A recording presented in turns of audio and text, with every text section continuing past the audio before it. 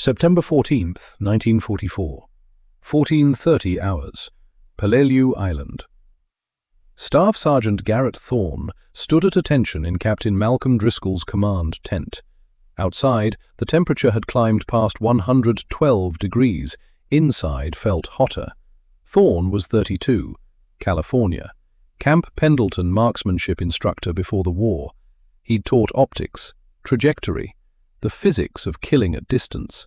Now he held a hand-drawn map covered in grid coordinates, about to make an impossible promise. "You have 4.5 hours until sunset, Sergeant." Captain Driscoll looked up from casualty reports. 38 years old, Guadalcanal veteran, face carved into permanent exhaustion. "We've had reconnaissance searching these ridges for 10 days. Battalion estimates 30 to 40 concealed positions across our entire sector. You're telling me you can find them all in one afternoon?" Thorne stepped forward, placed his map on the desk. "Just our immediate area, sir. But yes, by 1900 hours. Silence except for distant artillery. American guns firing at targets they couldn't see. How? They're using optics, sir, binoculars, scopes. The accuracy at 600-700 yards requires magnification. Optics means glass, and glass reflects light, especially damaged glass. Artillery cracks lenses, scratches coatings. When sunlight hits at the right angle, it scatters, creates visible signatures." Thorne pointed west. "In 3 hours, low sun, horizontal light. We scan systematically, we'll see reflections. 2-3 seconds each. Brief, but enough to map positions." Driscoll stared at him. "You're basing an assault plan on sunlight reflections?" "On physics, sir. Light doesn't lie." Outside, someone screamed for a corpsman.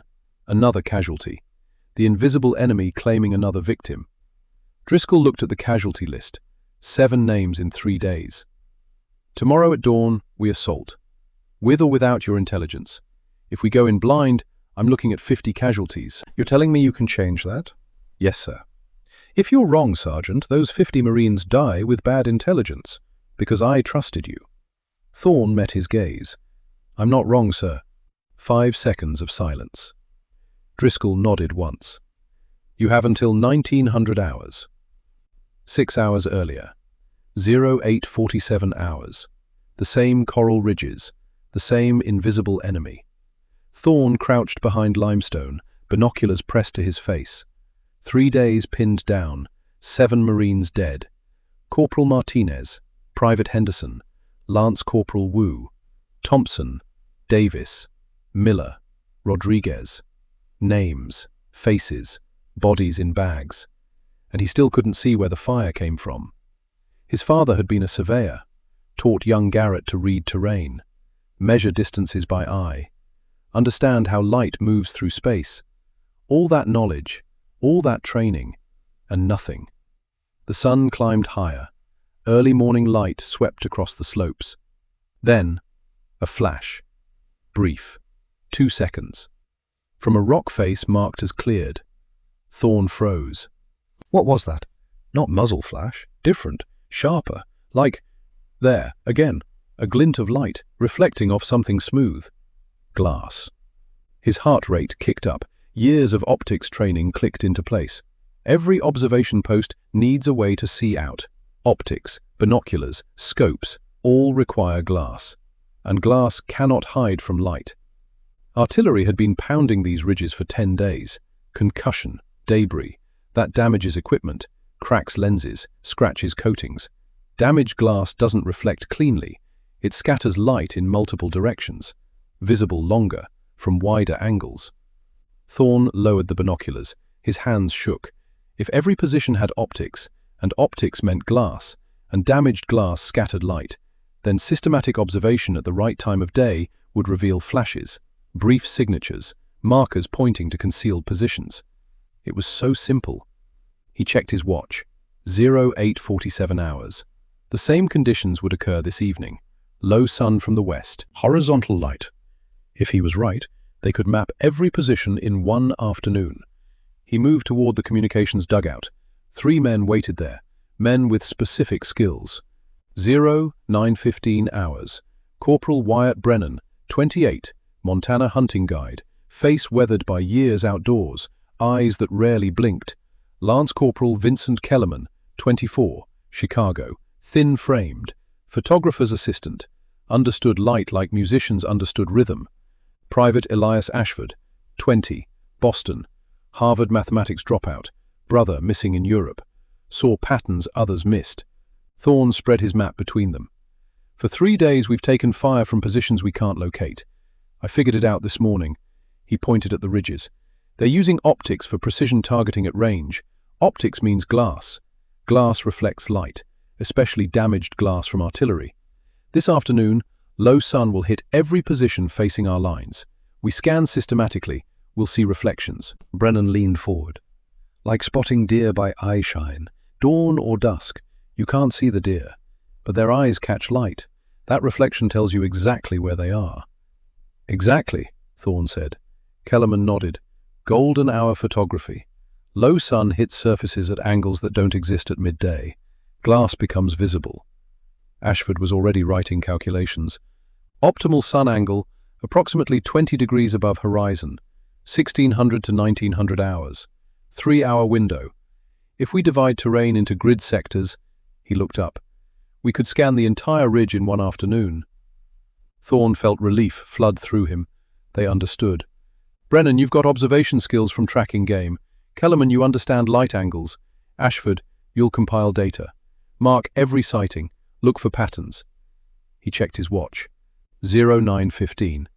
We brief Captain Driscoll, get authorization, then set up observation positions. If this works, we save 50 lives tomorrow, simultaneously. 3 kilometers northeast. Colonel Takeshi Yamamoto stood in his command cave, 41 years old, China campaign veteran. Maps covered the walls, showing 500 prepared positions. He'd spent months building this network, positions carved into coral, firing ports the size of fists, underground tunnels connecting them, each equipped with optics for precision targeting. Americans cannot defeat what they cannot see, he told Captain Nakamura. Our camouflage is perfect. What Yamamoto didn't know, his greatest strength contained his fatal weakness. His men were exhausted after 10 days. Some forgot to cover optics between observation cycles. Artillery near misses had cracked 30 to 40% of their equipment, still functional, but glass integrity compromised. His order for maximum observation would doom his own positions. Because observation required optics, and optics meant glass, and glass would betray them all. 14:30 hours, authorization granted. 2 observation teams. Position Alpha, Thorne and Ashford. Position Bravo, Brennan and Kellerman.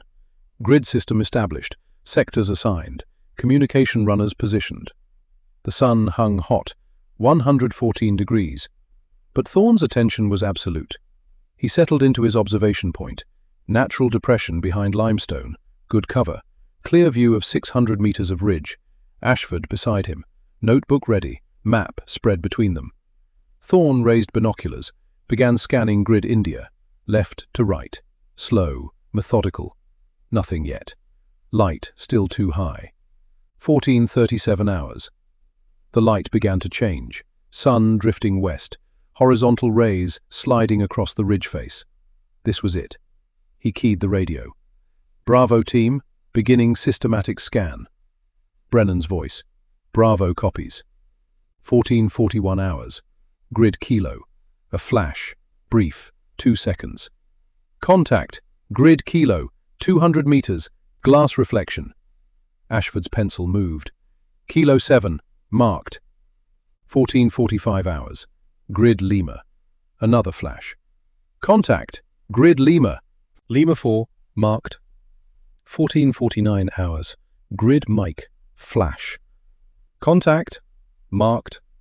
14:52 hours. Grid November. 3 flashes, close together.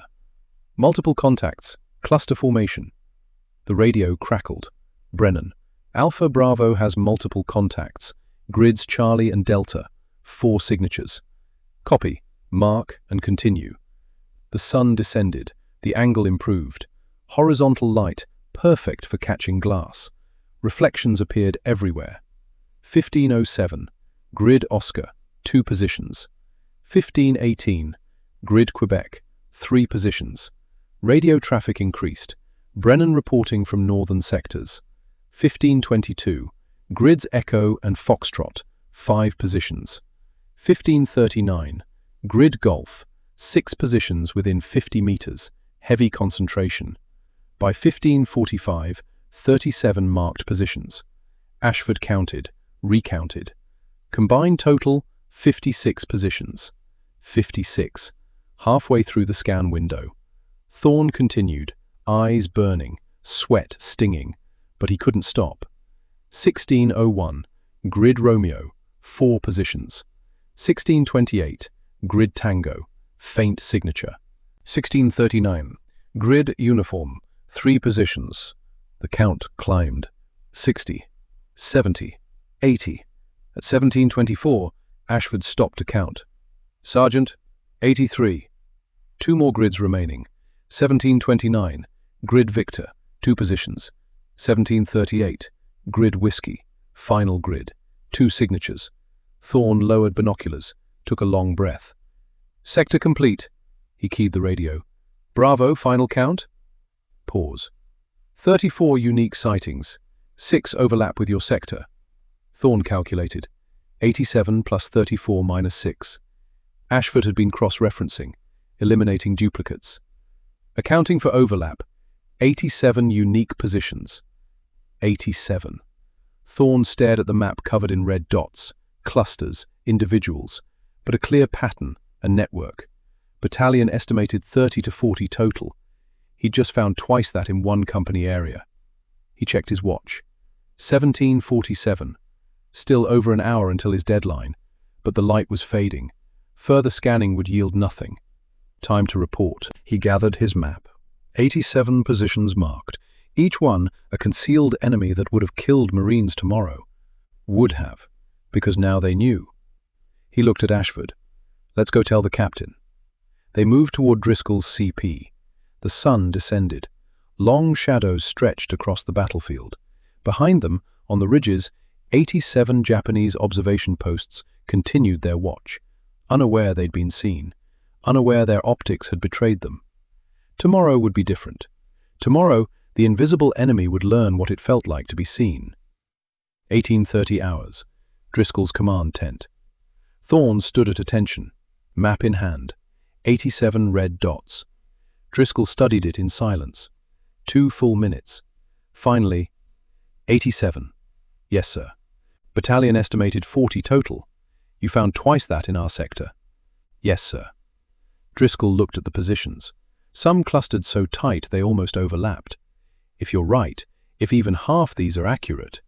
He stood, walked to the tactical map on the wall.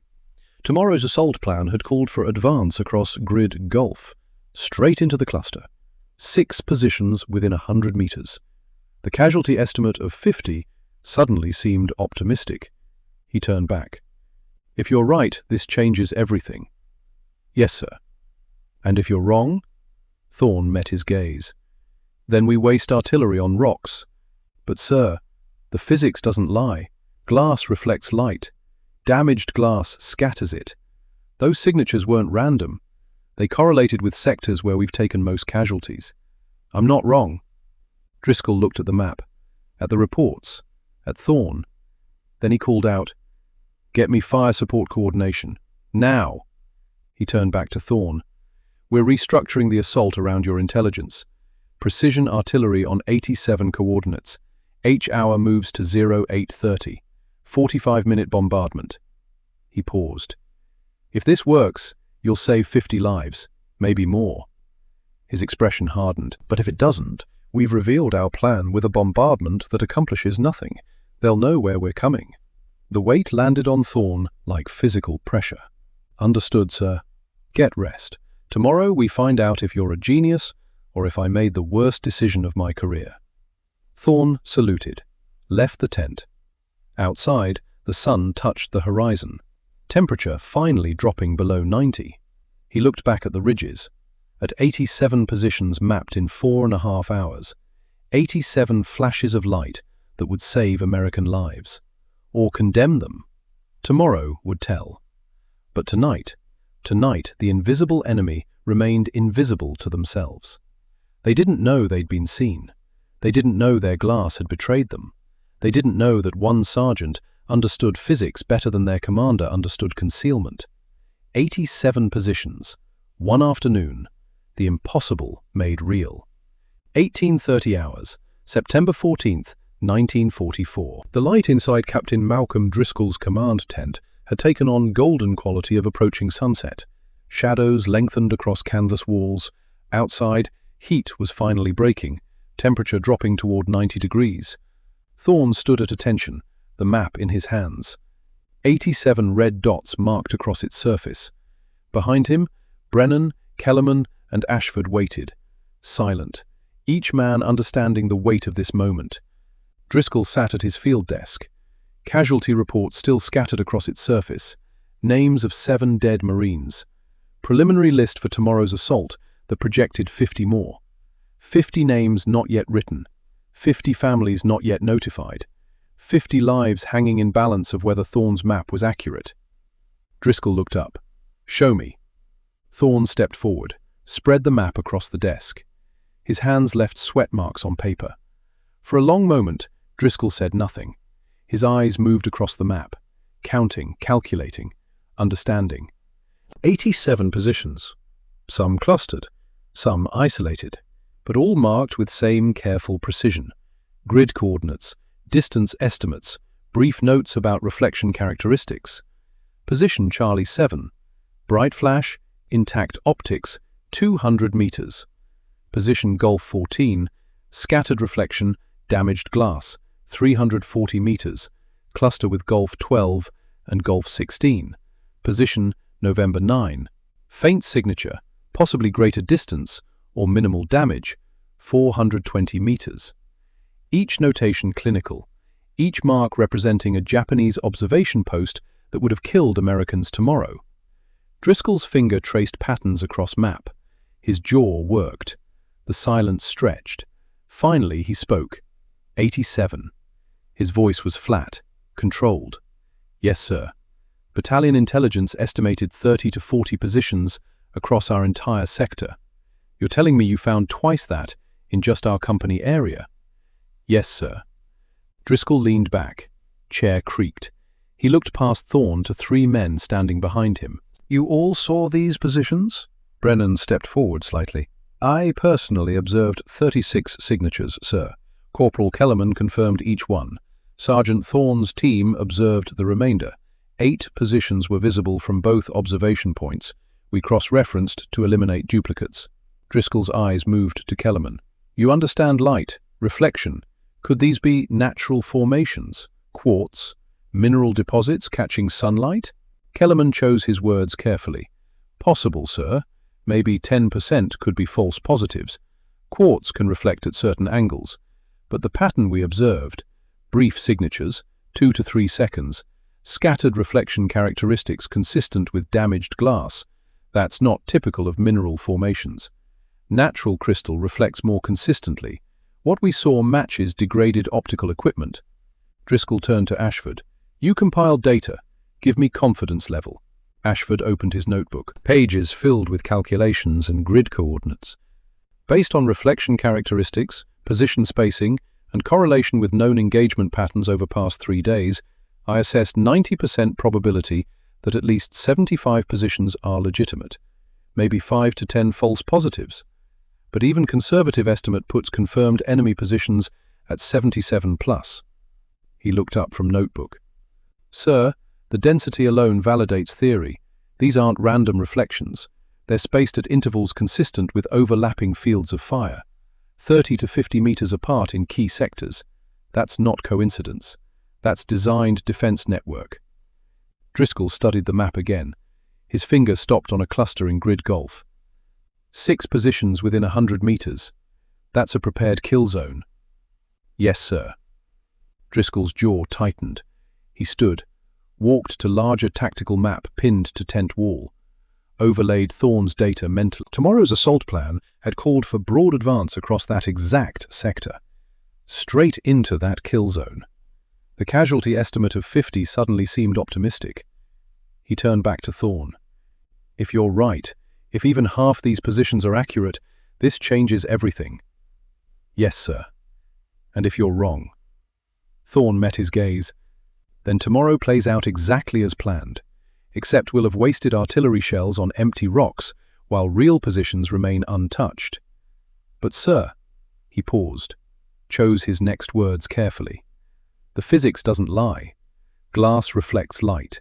Damaged glass scatters it. Those signatures weren't random.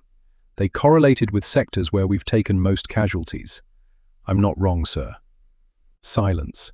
Somewhere outside, a Marine laughed at something, the sound jarring in its normalcy. Life continuing while command decisions shaped death. Driscoll looked at the map, at reports, at Thorne. Then he walked to tent entrance, called out, "Lieutenant Morrison, get me fire support coordination and battalion intelligence, now." He turned back to Thorne. "You have your authorization, Sergeant. We're restructuring entire assault plan around your intelligence." Relief flooded through Thorne. He felt his shoulders drop slightly, tension releasing. "Yes, sir." Driscoll picked up the map, studied it again. "Fire support will prep 87 coordinates. We'll request precision artillery, not area saturation. H-hour moves to 0830 to allow for extended bombardment. 45 minutes on your marked positions." He looked up. "And Sergeant, if this works, if we take those objectives with minimal casualties, you'll have saved 50 lives, maybe more." He paused. "But if it doesn't work, if those are just rocks reflecting sunlight, then we've just revealed our assault plan to enemy with a bombardment pattern that accomplishes nothing.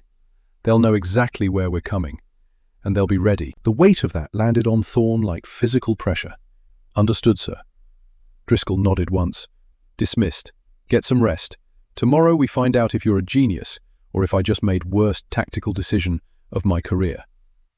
2,100 hours, same night. Thorne sat on his cot in squad tent, couldn't sleep despite exhaustion. His notebook lay open on his lap, pages filled with position coordinates, grid references, numbers, 87 positions marked. By tomorrow evening, many of those positions would be destroyed, the soldiers inside them killed. The mathematics of war. He heard movement outside tent. Ashford appeared. Young Private looked as exhausted as Thorne felt. "Can't sleep either?" Ashford asked.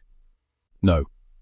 Ashford sat on cot opposite, pulled out his own notebook, pages covered in similar notations.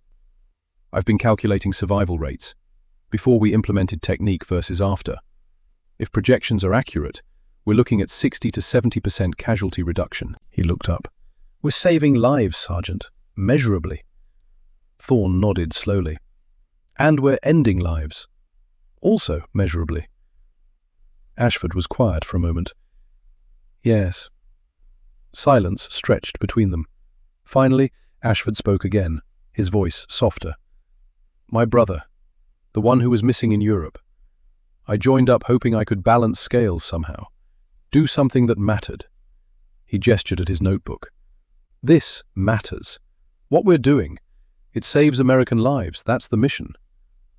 But I keep thinking about Japanese soldiers at those positions, most of them conscripts, average age 22, following orders. They don't know about oil embargoes or Pacific strategy. They just know, shoot the Americans. And then they die because we figured out how to see their binoculars." Ashford closed his notebook. "How do we carry that?" Thorne had no easy answer, no reassuring words that would make it simple. "I don't know, but we carry it anyway, because the alternative is pretending it doesn't matter, and that's worse." He looked at his own notebook. "Captain Driscoll told me something. We don't choose between violence and peace in war. We choose between more violence and less violence. The technique reduced violence. That's not nothing, but it's not clean either. War doesn't give us clean choices. No, it doesn't." They sat in silence. Two men processing cost of effective warfare. Finally, Ashford stood. "Thank you, Sergeant, for understanding. Get some sleep, Ashford." "You too, Sergeant." Ashford left. Thorne remained on his cot, notebook open, numbers staring back at him. 87 positions, 50 American lives potentially saved, maybe 70 enemy soldiers who would die tomorrow. All true, all heavy. He closed notebook, lay back, stared at canvas ceiling.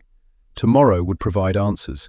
Tomorrow would prove whether physics and systematic observation could defeat perfect concealment. Tomorrow, the war would continue, whether they were ready or not. September 15th, 1944, 0700 hours. Artillery began. Not the usual rolling barrage, not area saturation, precision fire, each gun targeting specific coordinates. The first shell screamed overhead, arced toward ridges, impacted, grid Charlie 7, direct hit on position where Thorne had seen his first reflection. The explosion threw coral and debris high into air, smoke and dust. 10 seconds later, second shell, grid Delta 4, another impact, another explosion. The bombardment continued, methodical, systematic, each position on Thorne's map receiving attention. Thorne watched through binoculars from forward observation post, marking impacts, comparing to his coordinates. Some hits were perfect, direct strikes on positions he'd marked. Secondary explosions visible, ammunition cooking off, confirmation of enemy presence. Some hits were close, within 10 meters, probably effective. A few scattered wide. Artillery wasn't perfect. Wind, temperature, small variations in shell production, all combined to create dispersion. But the pattern was clear. Americans were targeting specific points, not random, specific. 0730, grid, Golf 14, the cluster. 6 positions in tight formation. Artillery concentrated there, 6 shells, then 6 more. Entire sector disappeared into smoke and dust and flying coral. When dust cleared, Thorne could see damage. Rock face collapsed in several places. Cave entrances exposed. Positions destroyed. 0745. Final shells, final positions. Then, silence. Smoke drifted slowly across ridges. Dust settled. Morning air carried smell of high explosive and pulverized coral. Thorne lowered binoculars. His hands shook slightly, from exhaustion, from tension, from knowledge that everything now depended on whether those shells had found their targets. Driscoll appeared beside him. Now we scan. They spent 20 minutes conducting post-bombardment assessment, looking for glass reflections, searching for signatures that would indicate surviving positions. Result was mixed. Many positions showed no reflection, either destroyed or abandoned. Success. But others, maybe 30%, still showed faint signatures. Damaged but operational. Soldiers who'd retreated into tunnels during bombardment and were now returning to positions. Ashford compiled data. Estimate 50 to 55 positions neutralized, 30 to 35 possibly still active. Driscoll nodded slowly. Better than nothing, and we know where survivors are. That's advantage enough. He turned to his radio operator. All units, H-hour in 45 minutes. Execute revised assault plan. Squad leaders have position maps. Suppressive fire on marked coordinates before advance. Orders went out. 8. 30 hours approached. The assault would begin. And Thorne would finally learn if his theory had saved lives. 8. 30 hours. The advance began. First squad, second platoon moved forward.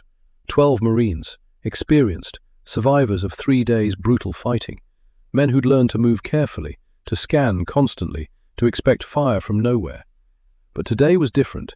Today their squad leader carried a map, detailed map, with positions marked. They approached grid Charlie 7, Thorne's first identified position. At 150 meters, squad leader called halt.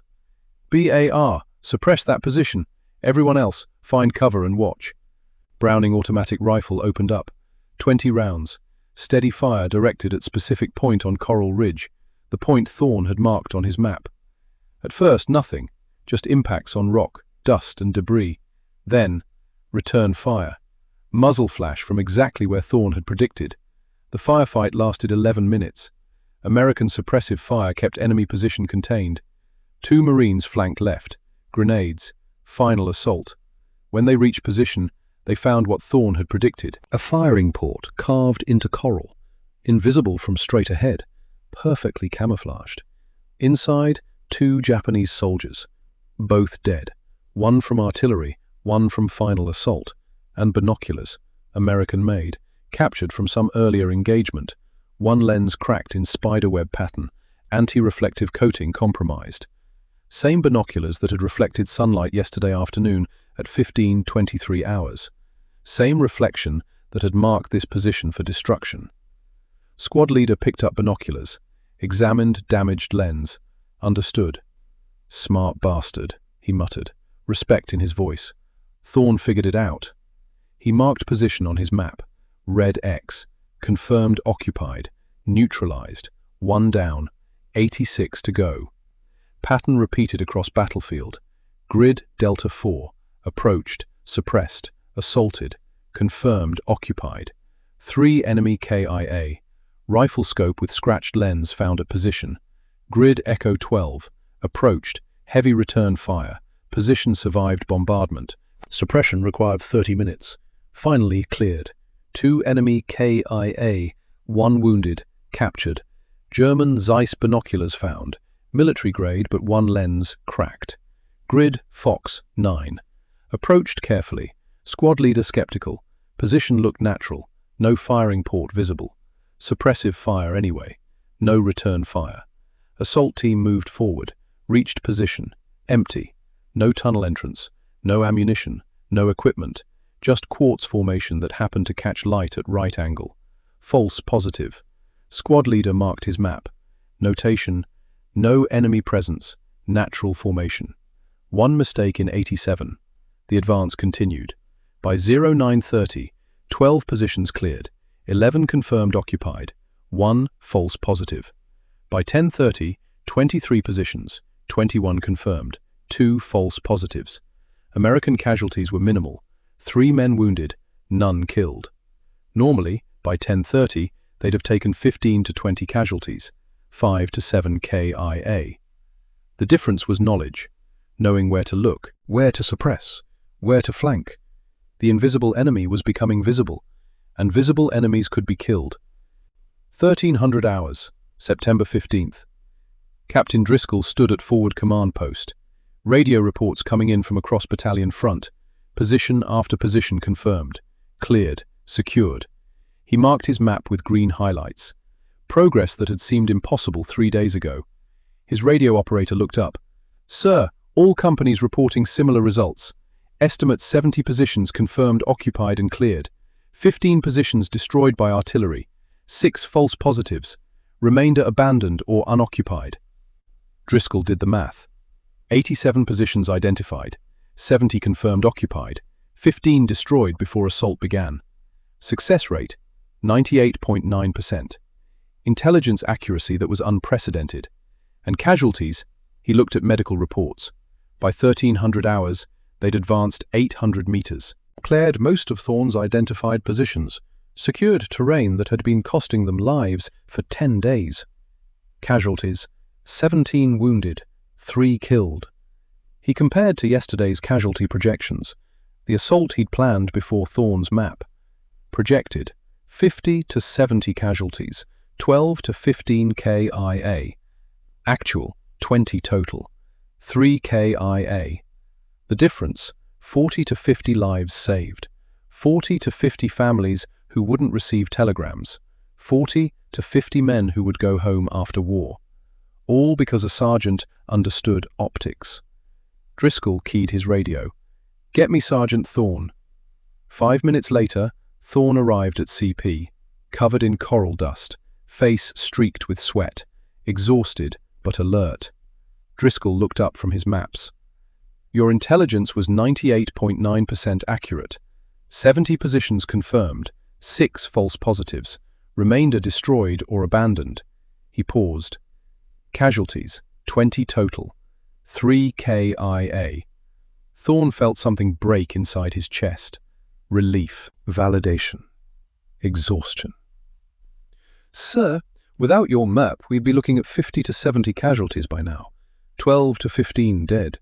You saved 47 lives today, Sergeant. Minimum." Driscoll stood, extended his hand. Well done. Thorne shook it, felt weight of what that meant. 47 lives, 47 men who would see tomorrow, 47 families spared grief, because he'd understood one simple principle: glass reflects light. Thank you, sir. Driscoll released his hand. Battalion wants to expand technique. Other companies, other sectors. Think you can train more observation teams? Yes, sir. Good, because preliminary reports suggest defensive network extends across entire island. If we found 87 positions in our sector, full island probably has 300 plus. 300. The scale of what they faced suddenly clear. But now they had a method, a technique, a way to make invisible visible. Thorne nodded. We'll find them, sir. All of them. Transition, 3 kilometers northeast. American success did not go unnoticed. In Japanese defensive headquarters, confusion reigned. Reports documented collapse, positions overrun with impossible precision, defensive network compromised. Intelligence officers struggled to understand how. No aerial reconnaissance explained it. No captured prisoners had revealed positions. Camouflage remained perfect from ground level. Yet, Americans knew. Somehow, orders went out. Cover all optical equipment when not in use. Limit observation periods. Adjust angles to avoid reflection toward American lines. But the orders came too late. Americans had already mapped most of the network. The damage was done. What Japanese commanders didn't yet understand, what they wouldn't fully comprehend until after the campaign, was the elegance of their defeat. Glass reflects light. Damaged glass scatters it. Systematic observation reveals everything. Physics doesn't lie. And physics doesn't care about camouflage or courage or determination. The Americans had discovered the one weakness in an otherwise perfect defensive system, and that single weakness was proving fatal. By 1800 hours, the ridge system that should have held for weeks was in American hands. The first ridge, at least. But the campaign would continue. The fighting would go on. And the technique that had saved 47 lives on September 15th would save hundreds more in the weeks to come. The broken glass method had proven itself. Now it would spread across the Pacific theater, changing how Americans fought, changing how many came home alive. All because one sergeant understood optics, and 3 men helped him prove it worked. September 16th, 1944. 0600 hours, the day after the breakthrough. Dawn broke over Peleliu with same merciless heat. Temperature climbed past 90 degrees before sunrise. By 700, it would reach 100. But everything had changed. Staff Sergeant Garrett Thorne stood at edge of newly secured ridgeline. Behind him, American forces consolidated positions that had cost 7 lives to approach just 4 days ago, now held with 3 dead, 17 wounded. Mathematics of survival, written in blood, saved. But Thorne wasn't celebrating. He was thinking about 2 Japanese soldiers found at position Charlie 7, both dead. One maybe 19 years old, other perhaps 22. Their identification papers tucked in pockets. Names, hometowns, families who didn't know yet that their sons were dead, killed because damaged binoculars had reflected sunlight at 15:23 hours on September 14th. Killed because Thorne understood physics. Weight of that sat heavy in his chest. Captain Driscoll approached from behind, boots crunching on coral debris. Sergeant, battalion wants to expand technique. They're requesting you conduct training for observation teams across entire division. Thorne turned, nodded. Yes. Driscoll studied him, saw exhaustion, strain, 1,000-yard stare that came from understanding you'd orchestrated deaths of 70 men in 18 hours. Enemy deaths, necessary deaths, but deaths nonetheless. You did good work yesterday, saved 47 American lives. That matters. Yes, sir. But? Thorne looked back at ridges, at positions now marked with American flags, each flag representing a position cleared, a tunnel sealed, bodies counted. 70 Japanese soldiers confirmed killed yesterday, based on our position identifications. That's 70 families getting telegrams, 70 mothers, 70 fathers. He paused. I know they're the enemy. I know it was necessary. But I can't help thinking, they didn't choose this war either. They were following orders, like us. Driscoll was quiet for a moment. Then he stepped beside Thorne, looked out at same ridges. March 1943, Guadalcanal. I lost 32 men in one afternoon. Bad intelligence. We walked into prepared position we didn't know existed. I watched kids die in mud while I screamed coordinates into radio. He turned to face Thorne. For months after, I couldn't sleep. Kept seeing their faces. Kept thinking, if I'd known. If I'd had better intelligence. If I'd done something different. Driscoll put hand on Thorne's shoulder. What you did yesterday gave us better intelligence. Because of your work, 47 men are alive who wouldn't be. Yes, that meant 70 enemy soldiers died. That's war. We don't get to choose between violence and peace. We choose between more violence and less violence. You chose less. Remember that. Thorne nodded slowly. Thank you, sir. Driscoll squeezed his shoulder once. Released. Get some breakfast. Then report to battalion at 0900. They want you to brief regimental staff. He walked away. Thorne remained at ridgeline, watching sun climb higher. Thinking about choices. About necessity. About mathematics of death and weight of knowledge.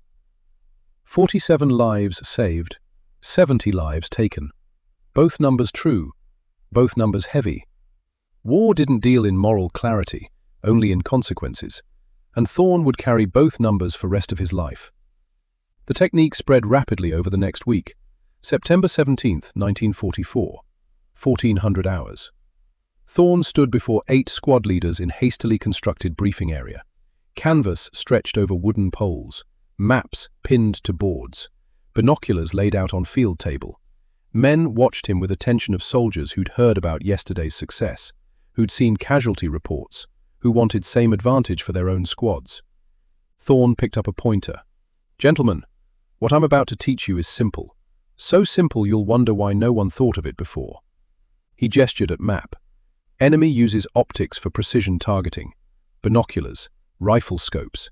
Every observation post has them. The accuracy we're seeing at 600 to 800 yards requires magnification. Squad leaders nodded. This was obvious.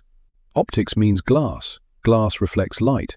But artillery, debris, combat conditions, all of it damages equipment, cracks lenses, scratches coatings, degrades optical quality. Thorne picked up a pair of binoculars from table, held them up. Damaged glass doesn't reflect cleanly. It scatters light in multiple directions, makes reflections visible from wider angles, last longer, 2 to 3 seconds instead of fraction of a second. He turned binoculars to catch sunlight. Lens flashed. At optimal sun angles, early morning, late afternoon, horizontal light hits positions we can't see directly, but it hits their optics, and for a few seconds, those optics betray their locations. Over the next hour, Thorne explained the technique in detail. Grid systems, systematic scanning, optimal timing, cross-referencing sightings, building usable intelligence. Corporal Brennan stepped forward to explain observation techniques from hunting experience. Lance Corporal Kellerman covered optimal light angles and timing. Private Ashford demonstrated data compilation methods. By 1530 hours, 8 squad leaders understood the method.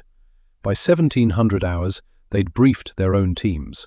That evening, 24 observation teams conducted systematic scans across division front. Results?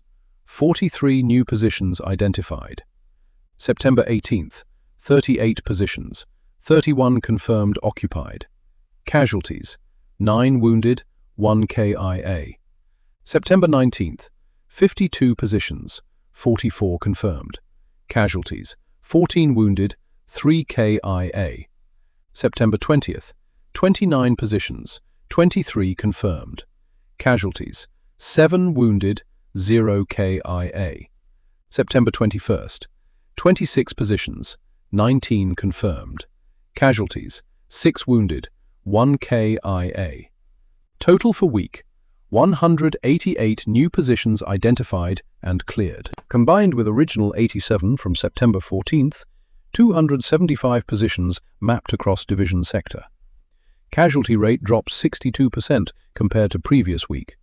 62% fewer telegrams to families, 62% more men who would see home again. But the work took its toll. September 20th, 1944. 13:47 hours. 5 days after Thorne's discovery changed everything, 3 kilometers northeast of American lines. Colonel Takeshi Yamamoto sat at his field desk in Command Cave. Reports scattered before him, each one worse than last. Defensive network collapsing, positions overrun systematically, casualties mounting. Americans had discovered something, some method, some technique that allowed them to locate positions that should have been invisible. He tried to determine how. Interrogated captured American soldiers. None knew anything about intelligence methods, just followed orders, attacked marked positions. Which meant American command had specific intelligence. But from where? No aerial reconnaissance explained it. Weather had been poor, cloud cover. American planes focused on other targets. No prisoners had been taken from his forces who could reveal position locations. Positions themselves were perfectly camouflaged. So how? Captain Nakamura entered, face grave. "Colonel, American artillery targeting your position. Estimate 2 minutes. Yamamoto looked up. How did they know? "Evacuate, now." They moved quickly, through tunnels, deeper into ridge system. 30 seconds later, first shells impacted. Command cave shook. Dust fell from ceiling. Communication equipment destroyed. Maps scattered. Yamamoto and his staff reached secondary position. Deeper, safer, but cut off from much of command network. A runner arrived, breathless. "Colonel, Observation Post 47 reports American forces advancing with specific targeting. They know our positions, all of them." Yamamoto's mind raced, trying to understand, trying to find flaw in his system. That was the question. What was constant across all his positions? What did every observation post have? Optics. Realization hit him like physical force. Optics. Glass. He'd armed every position with binoculars, scopes, observation equipment, to achieve precision targeting, to make his defenders effective at range. And glass. Glass reflects light. He closed his eyes. Understood. Americans had figured it out. Somehow. Some way. They'd discovered that optics betrayed positions. He'd built entire defensive system around observation capability. And observation capability required one thing that couldn't be perfectly concealed. Glass. His greatest strength had become his fatal weakness, and it was too late to change it now. Yamamoto opened his eyes, looked at Nakamura. "Issue orders. All positions. Cease use of optics except when absolutely necessary. Cover all equipment when not in active use. Rotate observation schedules to minimize exposure time." Nakamura nodded, moved to transmit orders. But both men knew it was too late. Americans had already mapped most of network. Damage was done. Yamamoto sat in dim secondary command post, listened to shells impacting above, thought about his wife and son in Tokyo. He'd done his duty, built best defense possible with available resources, implemented innovative tactics, trained his men well. But Americans had found the flaw. And in war, one flaw was enough. He pulled out writing paper, began composing letters.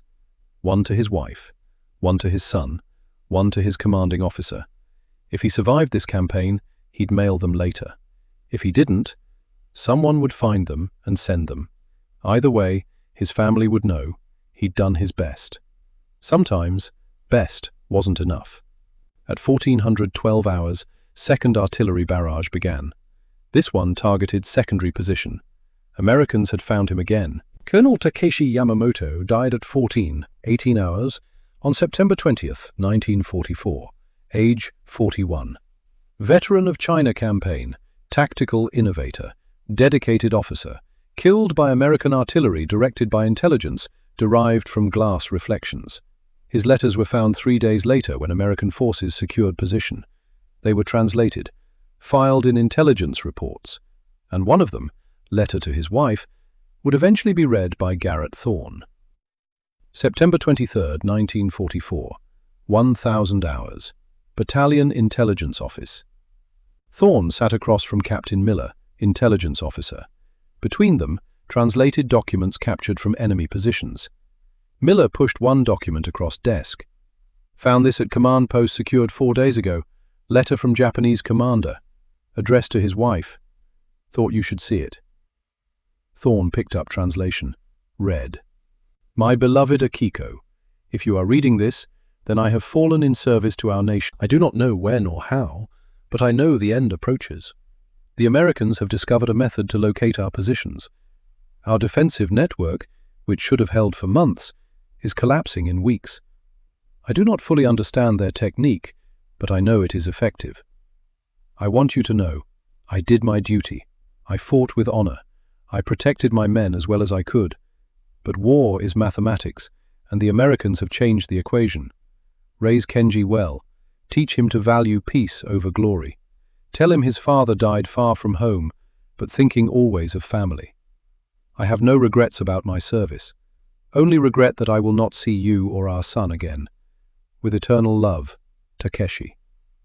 Thorne set letter down, felt something tight in his chest.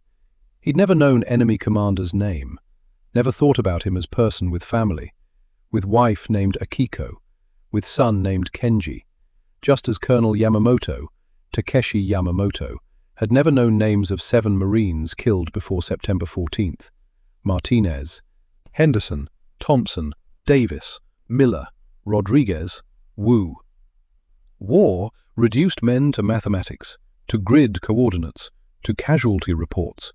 But behind every number was a name. Behind every name was a family. Behind every family was grief. Captain Miller watched Thorne's face. Thought you should see human side. Technique worked, saved American lives. But it also ended lives. Both things are true. Thorne nodded, couldn't speak for a moment. Finally, was he a good commander? Miller consulted reports. By all accounts, yes. Innovative. Cared about his men. Implemented tactics that prolonged campaigns significantly. Without his defensive network, we'd have secured this island in a week instead of 2 months. He paused. He was good at his job, just like you're good at yours. Different sides, same war. Thorne carefully folded translated letter, handed it back. Thank you for showing me this, sir. Thought you needed to see it. Men we fight aren't monsters. They're soldiers following orders, just like us. Thorne stood, saluted, left intelligence office, walked back to his tent in silence. That evening he added entry to his notebook. Colonel Takeshi Yamamoto, wife, Akiko, son, Kenji, killed September 20th, 1944, age 41, enemy commander, good officer, dedicated father, dead because we found his positions. I will remember his name. He deserves that much. September 25th, 1944, 0900 hours, regimental headquarters. Thorne stood before room of 20 officers, colonels, majors, battalion commanders, senior staff, men who would decide whether his technique spread beyond this division. Colonel Patterson, regimental commander, gestured at empty chair. Sit, Sergeant. We're not that formal here.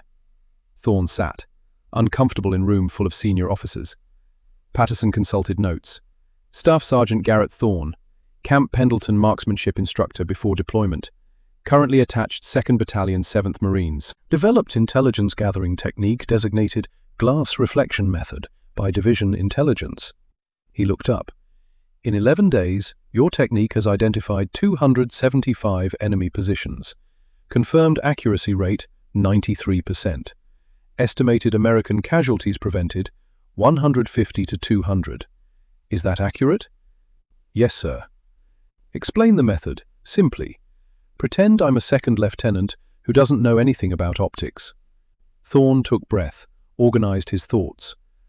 Sir, enemy observation posts require optical equipment for precision targeting at range. Binoculars, rifle scopes, all use glass lenses. He continued. Glass reflects light, particularly when damaged by combat conditions, artillery concussion, debris impact, environmental wear. Damaged glass scatters light in multiple directions, creating brief but visible signatures. At optimal sun angles, low morning light or late afternoon light, these reflections become visible to observers scanning systematically. 2 to 3 second flashes, brief but distinctive. Patterson nodded. And anyone can do this? Not just specialists. Anyone with binoculars and basic grid coordinate knowledge, sir. Technique requires patience more than expertise, systematic coverage, careful documentation. But core principle is simple enough that we've trained 40 observation teams in past week. A major spoke up. Major Collins, skeptical expression. Sergeant, what happens when enemy adapts, covers their optics, changes tactics? Thorne had been expecting this question. Sir, they're already adapting. We've observed reduced reflection signatures over past 3 days. But adaptation creates its own problems. He leaned forward slightly. If they cover optics when not in use, they must uncover them to observe. So we scan more frequently, multiple times daily instead of twice daily. Catch them during active observation periods. If they angle optics to avoid reflection toward our lines, we establish observation posts at multiple angles. What's invisible from one position becomes visible from another. If they limit use of magnified optics entirely, their accuracy drops significantly. They trade concealment for effectiveness. We still win. Thorne paused. There's no perfect countermeasure, sir. Every adaptation creates new vulnerability. Technique puts permanent pressure on their defensive system. Colonel Patterson exchanged glances with his staff officers. Silent communication. Then he turned back to Thorne. Division wants to implement this across entire theatre, every island, every operation. You'll be requested to create training materials. Possibly travel to other divisions to conduct instruction. He pulled out official paperwork. You're also being awarded Bronze Star for intelligence contribution, resulting in lives saved. Citation reads, for exceptional tactical intelligence gathering under combat conditions, directly resulting in preservation of American lives. Thorne felt something complicated move through him. Pride, guilt, relief, grief. Sir, the men who died before we figured this out, Martinez, Henderson, Thompson, Davis, Miller, Rodriguez, Wu, 7 men. If I'd been smarter, faster, if I'd figured it out 3 days earlier. Patterson held up hand. Sergeant, you can't save men who died before you had knowledge. You can only save ones who come after. You did that. Accept the recognition. Silence. Then Thorne stood, came to attention. Yes, sir. Thank you, sir. The weeks that followed, Thorne created training manuals, conducted briefings, traveled to other divisions. The glass reflection method spread across Pacific Theater, Iwo Jima, Okinawa, Philippines operations. Other units reported similar success. Casualty rates dropped, advances accelerated.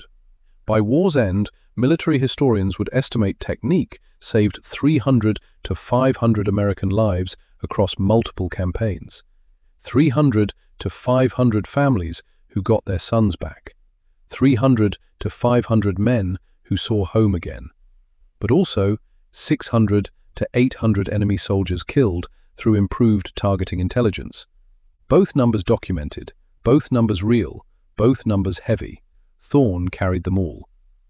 43 years later, September 14th, 1987, Santa Rosa, California.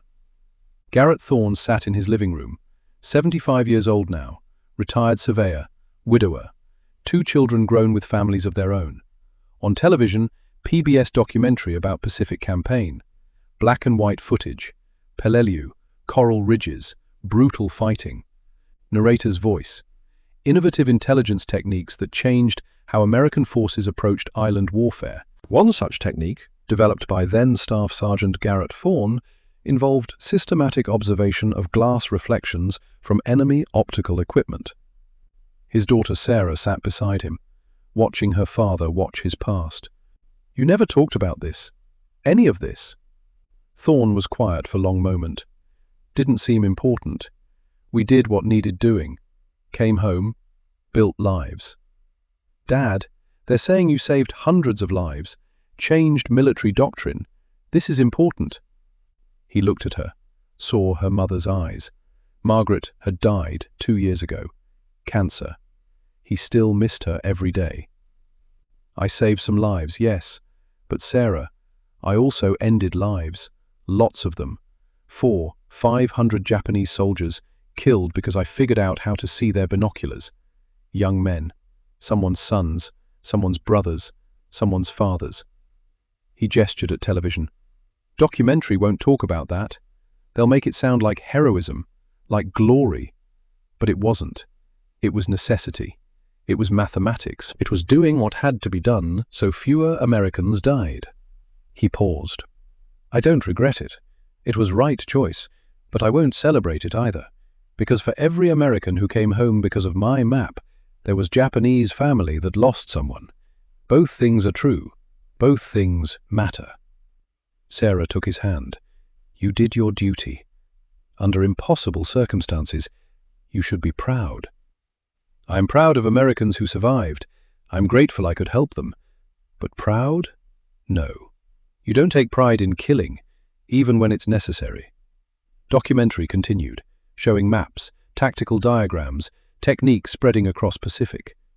The glass reflection method, as it came to be known, was credited with saving an estimated 300 to 500 American lives across multiple campaigns, a testament to individual innovation under pressure. Thorne watched in silence. 300 to 500 American lives. 600 to 800 enemy lives. Both numbers carved into his memory. Both numbers heavy after 43 years. Sarah squeezed his hand. Thank you for telling me. Really. You needed to know. Real story, not documentary version. Program ended. Credits rolled. Thorne turned off television, sat in silence with his daughter. Outside, California sunset painted sky in colors that reminded him of Peleliu. Orange and red and gold. Some memories never fade. Some weights never lift. You just learn to carry them. Present day. U.S. Army Ordnance Museum, Aberdeen Proving Ground, Maryland. Display case 47B.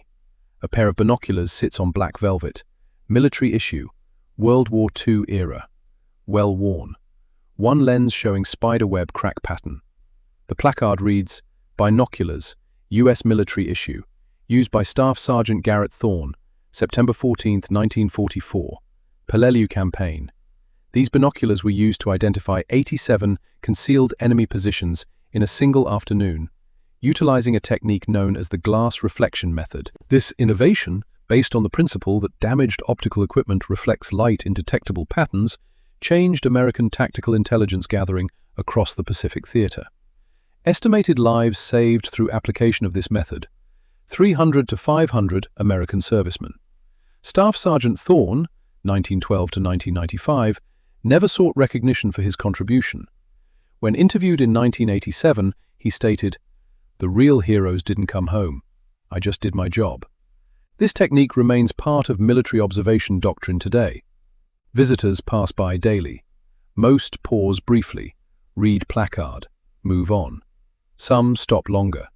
Veterans, their children, grandchildren. Understanding that behind every innovation is human story. Behind every life saved is decision made under pressure. Behind every number is a name. The museum closes at 1700 hours. Lights dim. Binoculars remain on black velvet. Silent witness today when one man's understanding of physics changed course of campaign and saved hundreds of lives by learning to see what was meant to stay hidden. Epilogue. Where they are now. Staff Sergeant Garrett Thorne, 1912 to 1995. Returned California, 1945. Worked as surveyor until retirement, 1977. Married Margaret Simmons, 1946. 2 children. Never publicly discussed technique until declassification, 1979. PBS interview, 1987, marked his only extended commentary. Upon receiving Bronze Star, he requested it be dedicated to the 7 Marines who died before we understood. Died peacefully, surrounded by family.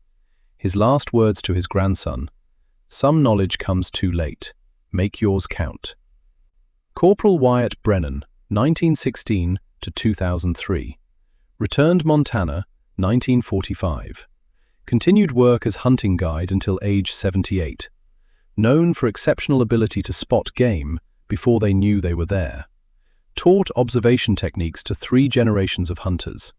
When asked about war, would say only, once tracked invisible enemies using same skills I use for elk. Worked then. Works now. Lance Corporal Vincent Kellerman, 1920 to 1998, returned Chicago, 1945, became acclaimed architectural photographer, specialized in light and reflection studies, work featured in national publications, donated photography equipment to Marine Corps training programs, 1980s, never married. His private journals, discovered after death, detailed weight of seeing things that led to deaths. Final journal entry: light reveals everything. That's physics. Living with what light reveals, that's human challenge. Private Elias Ashford, 1924 to 2007, Brother Thomas liberated from POW camp, April 1945. Both returned Boston. Elias completed Harvard mathematics degree on GI Bill, taught high school mathematics, 1950 to 1989, known for telling students, math isn't abstract, math is life and death. I once used grid coordinates to save 150 lives. Journal donated to Military History Archives, 1990. Became primary source for historians studying Pacific tactical intelligence. The technique, formally documented as glass reflection method by U.S. Marine Corps Intelligence, October 1944. Implemented across Pacific Theater, Iwo Jima, Okinawa, Philippines operations. Post-war, adapted for Korean War, Vietnam. Modern evolution, thermal imaging, LiDAR, drone reconnaissance, all based on same core principle. Concealment is never perfect. Systematic observation reveals all. Current military academies teach Peleliu case study. The human cost. Estimated enemy casualties directly attributable to glass reflection method. 800 to 1,000 soldiers. Pacific Theater, 1944 to 1945. Estimated American casualties prevented. 300 to 500 Marines and Army personnel. Both numbers documented. Both numbers remembered. Both numbers heavy. Colonel Takeshi Yamamoto's family. His wife Akiko received his final letter December 1944. Raised their son Kenji alone in post-war Japan. Kenji became civil engineer, specializing in infrastructure reconstruction. Never knew specific circumstances of his father's death until 1979 declassification. The 7. Corporal Martinez, Private Henderson, Lance Corporal Wu, Private First Class Thompson, Corporal Davis, Private Miller, Lance Corporal Rodriguez, all killed September 11th to 13th, 1944, before technique was developed. Thorne visited their graves at National Cemetery once yearly until his death, 1995. Always brought same note. I was 3 days too late. I'm sorry. The legacy. September 14th, 1944. One afternoon, 4 men, 87 positions. The day when patient observation proved stronger than perfect concealment. When understanding light mattered more than having darkness. When knowledge saved lives that firepower couldn't. The principles endure, the names persist, the weight remains. Some histories are too important to forget, some lessons too valuable to ignore, some truths too heavy to carry alone. This is one of them.